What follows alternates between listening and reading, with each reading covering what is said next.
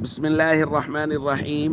عن نبيشة رضي الله تعالى عنه قال قال رسول الله صلى الله تعالى عليه وسلم أيام التشريق أيام أكل وشرب رواہ مسلم.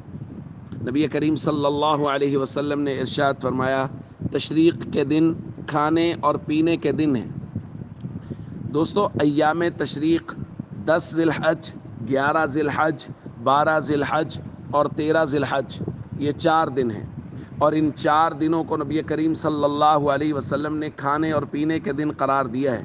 حضرت عبداللہ بن حذافہ رضی اللہ تعالیٰ عنہ فرماتے ہیں نبی کریم صلی اللہ علیہ وسلم نے مجھے حکم فرمایا کہ سواری پر سوار ہو جاؤ اور لوگوں میں باآواز بلند یہ اعلان کرو لا یصومن احد، کوئی بھی شخص ایام تشریق میں روزے نہ رکھے، فإنها ایام اکل و شرب، کیونکہ یہ اللہ کی طرف سے کھانے اور پینے کے دن ہیں.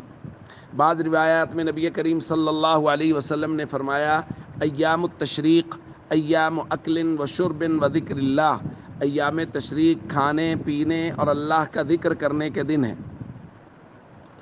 تو دوستو ان دنوں میں اللہ کا ذکر کرنا چاہیے اور اپنی طبیعت کے مطابق گوشت کا استعمال کرنا چاہیے کہ ان 4 دنوں کو نبی کریم صلی اللہ علیہ وسلم نے کھانے اور پینے کے دن قرار دیا ہے. اسی وجہ سے ان 4 دنوں میں روزہ رکھنا بھی جائز نہیں ہے جیسا کہ حدیث میں آیا، اور پورے سال میں 5 دن ایسے ہیں جن میں روزہ نہیں رکھا جا سکتا، جائز نہیں ہے.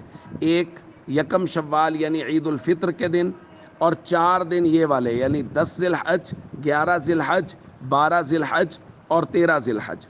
اس لیے ہم سب کو اس بات کا اہتمام کرنا چاہیے، اپنی طبیعت کے مطابق ان دنوں میں گوشت بھی کھانا چاہیے، جن لوگوں کو اجازت دی گئی ہے ڈاکٹرز کی طرف سے ان کو گوشت کھانا چاہیے، اور خوب اللہ کا ذکر کرنا چاہیے کہ یہ ذکر کے دن ہیں اور کھانے اور پینے کے دن ہیں. السلام علیکم ورحمۃ اللہ وبرکاتہ.